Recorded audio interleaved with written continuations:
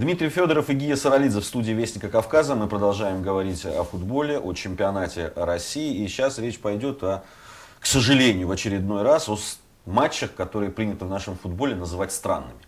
Очередной такой странный матч и журналисты, и букмекеры нашли, к сожалению, на Кавказе в очередной раз. Это матч грозненцев, грозненского Терека и махачкалинского Анжи.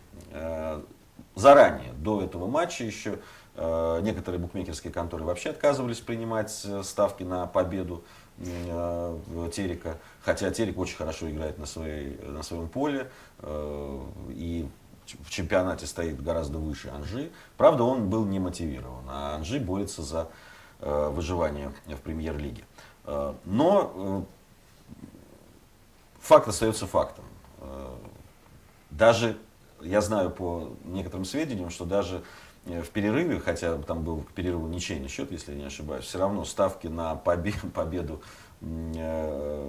Терека не принимались фактически, и можно было поставить на победу Анжи и выиграть. Ну, действительно, как-то об этом матче сейчас пишут как о само собой разумеющейся истории. О том, что ну, вот так и должно было произойти. Анжи должен был набрать дежурные 3 очка в этом дерби с вопросительным знаком. Что ты думаешь по этому поводу? Доказать, был ли матч договорным или не был, практически невозможно. Несколько причин приводилось, почему можно считать его неспортивным. Там закрыли гостевую Терека, еще несколько других. Ну, не играли ведущие футболисты Терека. Игроков. Даже Рамзана Кадырова не было. Отметили, да, что... Да. Я бы отметил вот какую деталь. Еще за несколько недель до этой встречи Анатолий Байдачный, наставник Терека, сказал: а что вы хотите, команда не мотивирована. И на эту фразу мало кто обратил внимание.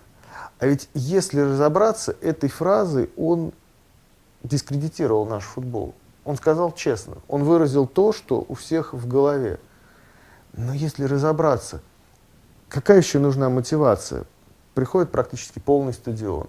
Нам на каждом углу говорится о том, что в Чечне очень любят футбол, и что для многих людей это отдушно. И у команды нет мотивации. В Англии, я думаю, что если бы кто-то произнес эту фразу, даже кто-то из представителей клуба, который уже однозначно стоит, например, на вылет, или однозначно занял первое место, его бы не поняли. Я думаю, что он был вынужден отправиться в отставку. У нас, получается, если команда не выходит в Еврокубки и не вылетает, она потеряла мотивацию. И это правда. И это правда. И найдутся люди, причем среди болельщиков, которые оправдают такой результат. Скажут: ну, мы южные команды, мы друг другу помогли, а остальные, посмотрите, как играют. И это тоже правда. Остальные не лучше. Поэтому мне кажется, что корень зла в том, что у нас очень много бюджетных команд, которые существуют на чужие деньги, фактически не заинтересованы в результате или просто заинтересованы в том, чтобы обеспечить себе спокойное существование в концовке сезона. Вот в этом корень проблем. То есть нужно решать эту проблему. Либо все-таки сокращать количество бюджетных денег, либо изменять формулу чемпионата так, чтобы она была зубодробительной, чтобы клубы боялись проиграть в каждом матче.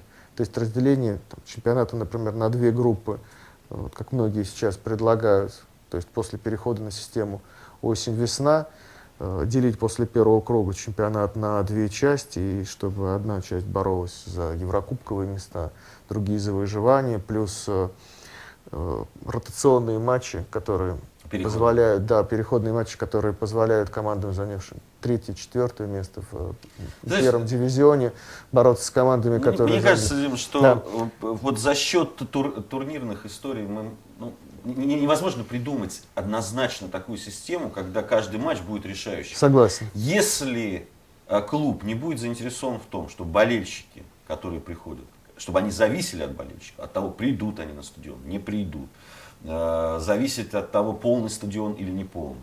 Вот если не будет вот этой прямой связи, да, как в той же Англии, мне кажется, ничего... Мне кажется, что клубы комплексно. должны бояться потерять болельщиков. Мне кажется, это должно быть комплексно. То есть, с одной стороны, турнирная обстановка должна подталкивать к тому, чтобы на пределе играть в каждом матче. Ситуация общественная подталкивала к этому. СМИ, безусловно, имеют важное значение. Я вот так подумал, практически все клубы говорят о том, что от телевидения нужно больше денег. Ребят, ну вот если такие матчи происходят, почему телевидение вам должно больше платить? Комментатор вот работал на этом матче, что-то он должен был по этому поводу рассказывать. Что, он должен начать репортаж с того, что, вы знаете, Терек сегодня не мотивирован, давайте посмотрим его матч. Но это не разговор. Поэтому мне кажется, что совокупность явлений, которые сделают невозможными эти матчи, как-то улучшит атмосферу в нашем футболе. Но пока атмосфера, прямо скажем, удушающая. Как-то вот тяжело сейчас работать в нашем футболе. Я себя поймал на том ощущении, что вот если бы не друзья, которые у меня работают в клубах, там, играют, руководят, тренеры, там, менеджерами являются, я думаю, что я по минимуму наблюдал за матчами нашего чемпионата. Ну, потому что как-то и неинтересно, и не чувствуешь собственной вовлеченности. Когда тебя вот так вот оставляют в дураках, ты же чувствуешь себя обиженным. В детстве еще как-то можно пережить эту обиду, а во взрослом возрасте тяжело. Поэтому я говорю, что-то нужно менять. Я совершенно согласен с тобой. Перед сезоном можно отметить галочками матчи, которые стоит посмотреть в нашем чемпионате, и ты фактически никогда не обманешься. А ведь есть очень интересные игры, причем команд, которые якобы не мотивированы. Вот несколько туров назад было противостояние Томи и Сатурна. У Сатурна выжить, я имею в виду экономически, шансов, как я понимаю, никаких, там чудовищные долги. Томи где-то тоже в середине турнирной таблицы. Они выдали потрясающий матч. 2-2 на последней минуте, и туда счет мог качнуться. Дзюба сделал дубль, не забил пенальти. То есть это отличный футбол, которым можно похвастаться. Но этот матч потонул в сонме других, которые обсуждаются гораздо больше, и которые с точки зрения качества, ну и всего остального, не являются спортом вообще. Дмитрий Федоров и Гия Саралидзе в студии Вестника Кавказа. Мы говорим о футболе.